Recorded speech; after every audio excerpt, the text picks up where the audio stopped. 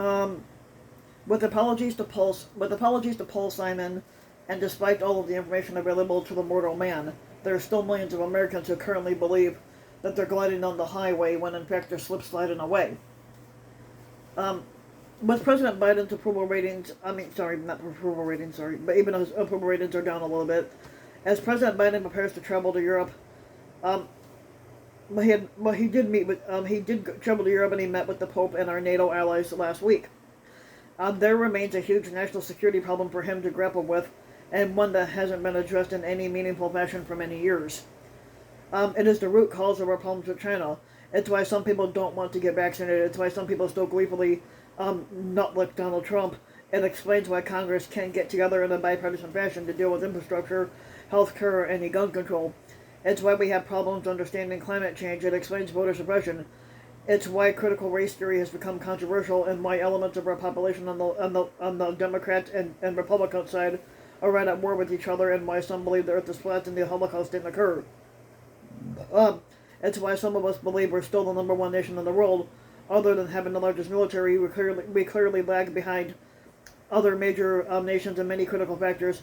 More than anything else, it explains why we fail. The United States is a nation of militantly ignorant people that are arrogant in their beliefs, and they're unable to change their minds and unwilling to try, and we lack proper education.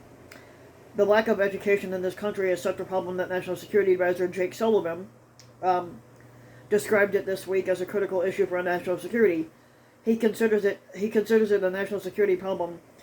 This is what he said during a White House press briefing on Tuesday. In fact, Joe Biden, also known as Dr. Joe Biden, who has repeatedly said, and the current president Biden and the current president Joe Biden frequently quotes her, that any country that out-educates the United States will outcompete the United States, and that is a fundamental national security issue. NPR reported Tuesday that, in part because of COVID-19, we have 500,000 fewer students enrolled in colleges this year. Does anyone really think that we can compete in the modern workplace with just a high school education? Um, um, One person had coached high school football for many years. Basically, he can tell you firsthand that the quality of education of the average student today would have been below the level of a remedial education when they were in high school. And there are scores of students who are functionally illiterate, as well as scientifically and mathematically illiterate, and we have no idea how government works or what their responsibilities in a democracy are. And many scream about their rights, but fewer understand that responsibility. And many are hoping and praying to find a menial job where they can survive, and really do they dare to dream that they might thrive. Many cry out for universal health care, but they don't believe we'll get it. Some don't even understand how to get a decent salary, paid medical leave, and other benefits, let alone how joining a union could help them accomplish that task. They don't know what socialism or capitalism is, other than thinking that one is bad and the other is American. They don't know our history, and they have no view of the future, and are more abound in a present that they fear and don't fucking understand. And we have to do better. The reasons are clear, and Biden is correct. Without a competitive education, we sentence our progeny to industrial servitude, while those who are educated amass power and wealth. But look around. We're in a new space race with China. We're behind in hypersonic technology. Our scientists say that we must have a nuclear rocket to beat the Chinese to Mars, but millions of people believe that Clorox might treat the coronavirus, and some idiots have even tried it. Biden wants to provide free and affordable or affordable post-secondary education, and he has pointedly pointed out and reminded us how useless a mere high school diploma is today, and that frightens some of us. George Carlin warned us that the overlords of society want you smart enough to operate the machinery, but no smarter than that, and some believe that to be true, but others in Congress tell us that such educational outlays in the budget are cost prohibitive, while at the same time nodding reflexively each time that we increase our bloated military budget.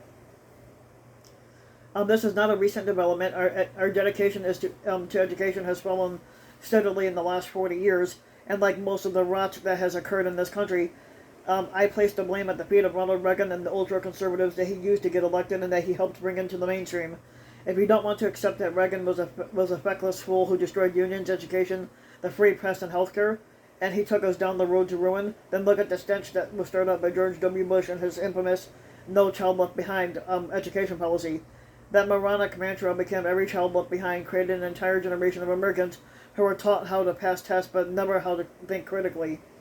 But many of these children who grew up being trained to pass tests are adults now, and they're beginning to populate the mid-level management positions in the American workforce, and they have become part of what H.L.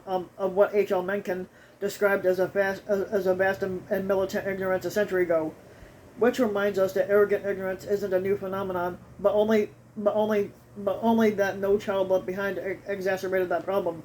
Team America, World Police, and Idiocracy look more like documentary films than what we call satire these days.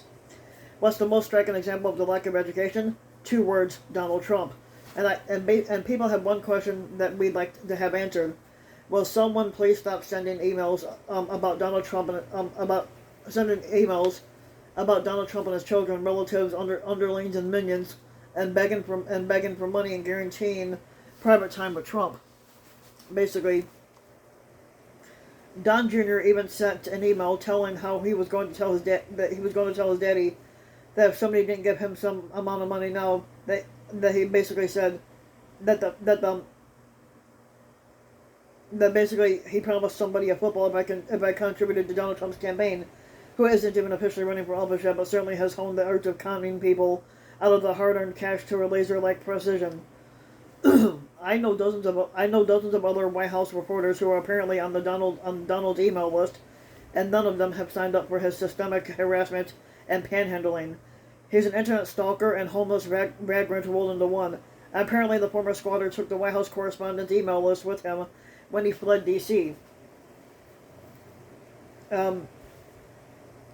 Since people are getting emails from the Sarah Sanders campaign and a few other close Trump sycophants who held office, I can only assume that they're sending their scatological musings because Trump has shared the email list with his itinerant, angry, brain-dead acolytes.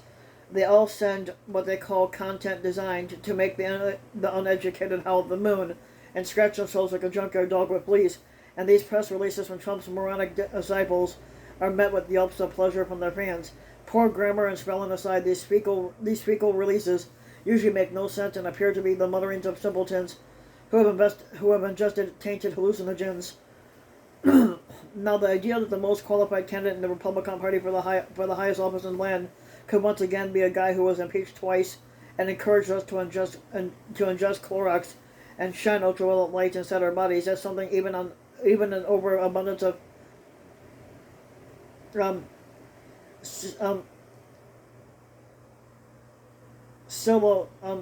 psilocybin in your bloodstream can explain. If I'm not sure if I'm saying that word right. But a lack of education explains all of it, including but not limited to Jim Jordan, Matt Gaetz, Lauren Boebert, and the closet Republicans, Joe Manchin and Kristen Sinema. Our lack of education is the single greatest threat to the existence of our nation, Jake Sullivan is right. It's a national security issue. And even though the lack of education hasn't hurt me none, I can read the writing on the wall, and this is what Paul Simon had said. Today, I'm not sure how many people can even read this.